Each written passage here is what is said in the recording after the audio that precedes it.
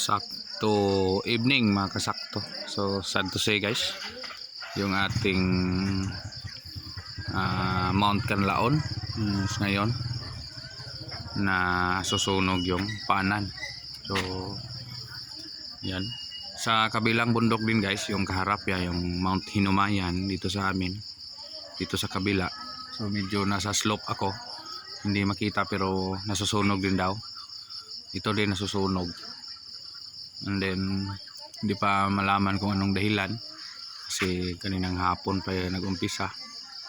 So yan guys, natural na attraction yan dito sa Mount Canlaon.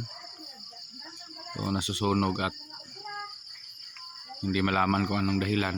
Baka bukas pa kung anong siguro yung sanhi niyan. So sa boundary yan sa nasasakupan pa yan ng Canlaon. So dyan tayo kumukuha ng tubig gamit sa ating mga tanim. So malayo naman sa hindi sinama sala yung ating tubig. So i-update naman kayo guys kung anong nangyari na next 24 hours, kung ano ang sanhi ng sunog sa bukid ng Mount Canlaon.